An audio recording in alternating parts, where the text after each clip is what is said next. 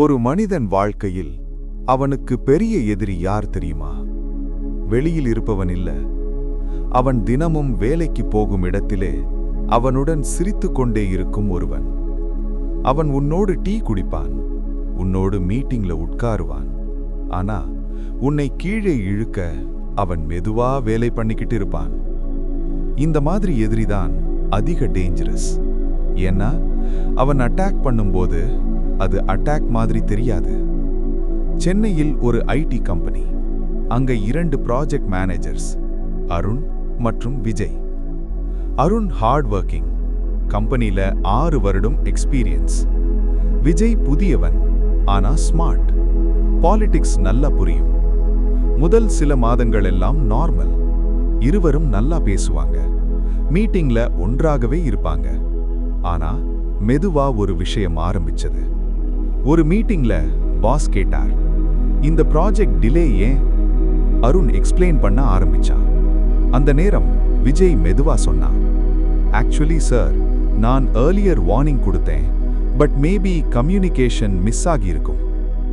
அந்த ஒரு சென்டென்ஸ், அது அட்டாக் மாதிரி தெரியல. ஆனா ரூம்ல இருந்த எல்லாருக்கும் ஒரு டவுட் வந்தது. டிலேக்கு அருண் காரணமா? அருண் கவனிக்க ஆரம்பிச்சான். இது ஒரு ஆக்சிடென்ட் இல்ல, மெதுவா நடக்கிற கேம். மற்றொரு நாள் கிளையண்ட் கால். கிளையண்ட் ஒரு ஐடியா பிரைஸ் பண்ணினார், அருண் ஐடியா. ஆனா கால் முடிந்ததும் விஜய் பாஸ் கிட்ட சொன்னான், சார், அந்த ஐடியா நாம லாஸ்ட் வீக் டிஸ்கஸ் பண்ணோம்ல. அந்த கிரெடிட் ஸ்லோலி விஜய் சைடுக்கு மூவ் ஆயிற்று. மனசுக்குள்ள போராட்டம். அந்த இரவு அருண் வீட்டில் இருந்தான்.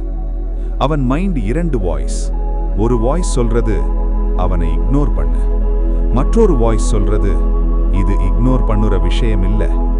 ஏன்னா இது ஃபைட் இல்ல, இது பொசிஷனிங். திருப்பம். ஒரு நாள் HR அனௌன்ஸ் பண்ணினார், next month senior manager promotion. கம்பெனியில எல்லாருக்கும் தெரியும். ஷார்ட் லிஸ்ட் 2 பேர், அருண், விஜய். அந்த நாளிலிருந்து கேம் சீரியஸ். விஜய் இன்னும் ஸ்மார்ட் மூவ் பண்ண ஆரம்பிச்சான்.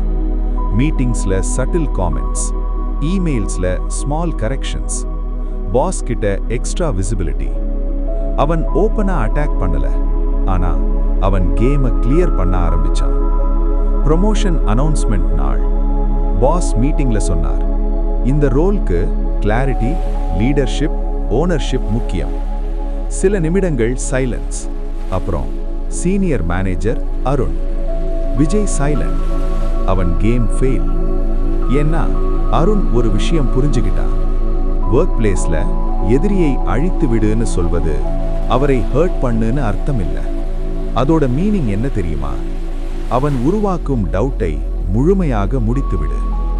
ஏன்னா ஹாஃப் கிளாரிட்டி டேஞ்சரஸ். ஒரு எதிரி உன்னை அட்டாக் பண்ணினால் அவனை அட்டாக் பண்ண வேண்டிய அவசியம் இல்லை. ஆனா அவன் கேமை முழுமையாக க்ளோஸ் பண்ண வேண்டும். அதுதான் பவர். எதிரி உன்னை கீழே இழுக்க முயன்றால் அவனை தள்ள வேண்டிய அவசியமில்லை.